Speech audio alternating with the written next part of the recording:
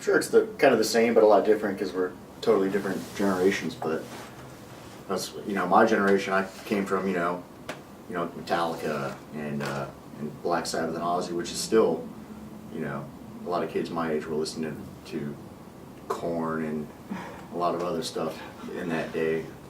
But, you know, it's kind of went from there into Maiden, you know, and kind of progressed like probably the same way it progressed for him. Mm-hmm. Yeah, I mean, there was friends around that I grew up with, you know, we were listening to different things, thrash metal, hardcore punk, things like that. I hung out with a lot of kids that skateboarded, and so there were bands on that angle like Corrosion Conformity, DRI, the Vandals, things like that, you know. I mean, when I was growing up, my sisters were into metal then, like Motley Crue, Def Leppard, things like that. So that was like my first hear of like going into metal. But I just, you know, when I started hanging out with some of my friends that were into different odd things, it caused me to kind of chase after it and go after other things and kind of look and see what was beyond the norm, basically. You know, I mean, you know, bands like Motley Crue and Def Leppard were huge as far as video-wise and things like that on TV. So, you know, I wanted to find out all these other bands. And we also, when I was a kid, we had a radio station. It was a college radio station for Tulane University. And every Saturday night from 12 a.m. to 2 a.m., it would play metal. And then on Friday night, they would do hardcore and punk from 12 a.m. to 2 a.m. I wish 12 a.m. to 2 p.m. That would have been awesome. But and you would hear different bands on that, bands you never heard of, you know. So, you know, I think everyone as a young point starts somewhere that is basically kind of big or whatever, and you start to trickle down and go after all the little things underneath it. You know, you have this big idea of what it is, and then all of a sudden you kind of chase after everything below it that's evolving and changing and making everything a little bit more extreme. Okay. I recently saw an interview with you that was filmed in 2007 when you were in Memphis, and you were talking about how the metal scene in Memphis was really picking up and it was really solid back then. And you mentioned something about New Orleans and how the scene can really fluctuate there. You know, you can have a lot of people come out to a show one month and the following month it's dead. Yeah. Now, here we are 3 years later. Has it changed any? Has it improved? What's it like down there now? It's still the same, you know. We haven't really, I mean, apologize New Orleans, but we don't play there much because we're always out on the road, and it just so happens that a lot of tours just don't go through there. You know, even when I was a kid, I'd drive out of the area to go see. I'd go to Houston to go see a tour or something like that.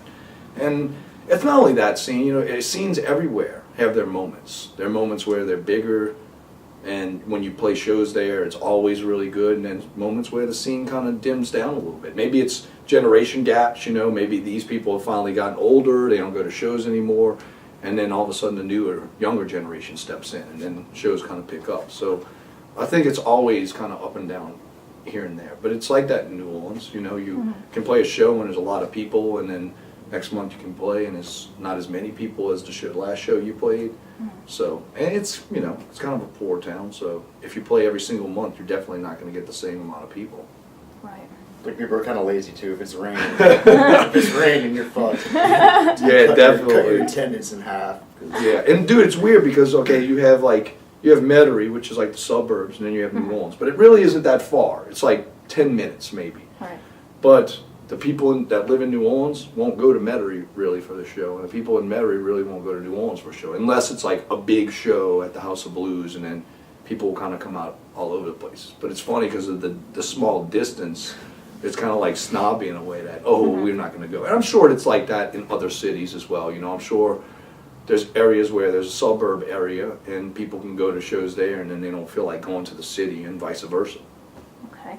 Can you tell me what the House of Shock is? I mean, I've seen it on Halloween. You guys played there. Is it a venue that's always open? It's a haunted house. Is it year round or does it just no, open? it's only in October, and it's a haunted house. Okay. And they get bands to play it on the weekends and like on Halloween night and everything like that. So Okay. I mean, they've been doing that for years and years and years. I mean, it's actually pretty cool. If you ever got a chance, it's an interesting thing to go see. I mean, sick. they do serious like presentation. They have pyrotechnics and everything, and the haunted house is really long. All these rooms, all these people that work for them. I mean, there's not a lot of money in it, but they got all this help, and that helps make it be so unique and so huge, you know. And it does phenomenal Really? during October. I mean, it's open. It's usually like every weekend, and then the whole week before Halloween of Okay. October, and Okay. it's pretty huge. Yeah. I've seen the pictures, and it looks like the props and the stuff that they have is really amazing, like the craftsmanship. Yeah, To make yeah. the place look scary is pretty good. Yeah. I haven't been to New Orleans since I was 9, and I went with my parents, so it wasn't really conducive to partying or doing much of anything. But No, we didn't have House of Shock, probably. I don't think It's- I'd have been it's- allowed in Yeah, it. it's but- been like, what is it, like 20 years now, or I have no 15? I don't even remember. I just know it's old. It's been around for a while, and it's changed places a lot. Mm-hmm. Like it first originated in like someone's house, and they would do it. Oh, And then okay. they moved to a small warehouse, and then they moved to a bigger warehouse, and then they left that warehouse and went to a bigger warehouse. So as the years went on, it moved and it got bigger and bigger and more evolved and more evolved. And like some of the guys that actually are involved with it, they go out with bands and they do like pyrotechnics and things like that. So they added that to the show, and there's this huge Okay. presentation before you actually enter the haunted house, and it's all this pyrotechnics and a big show and everything. And then there's a stage off to the side, because there's always a huge line for it, and bands play for, I guess, people waiting in line. But, you know, and whether people aren't into it or not, I mean, there's definitely not like every single person that's in line a GOATWHORE fan. So. It's actually pretty cool. It's got a big like satanic theme to it. You know, they got a satanic church room and like these creepy catacombs and everything. We actually played there Halloween night, so it's Yeah. kind of a cool I fit saw for. that. Yeah, it's GOATWHORE. really good. I was working. I was so jealous. Some of my coworkers were in New Orleans, and I was like, those bastards. All right. Well, speaking of scenes and regions and musical tastes, certain types of music are just more popular in different parts of the country. Are there any places that come to mind where the crowd response to you guys is just totally off the chain? Like people are really happy to see you. You got bigger crowds coming out. Like any hot spots where GOATWHORE is just really popular. Actually, yeah, San Francisco is every time we play there, it's nuts. It gets better and better. It seems. Cool. That's I think we see that, on a general basis, pretty much everywhere. It didn't really get worse for it. That's good. Feed the purpose, but it's up and down. But Yeah, but you see it. You'll see it like when you go across the whole U.S., whatever, North America, whatever. You can see shifts and what kind of metal is more popular. Definitely there'll be a slight flux and everything. I mean, I do agree that I think the West Coast is probably a little better for us than the East Coast. Nothing against it. I just think maybe a different form of metal is more popular on the Northeast Coast than kind of over here. And it is kind of separate in some ways, but the same in some ways as well.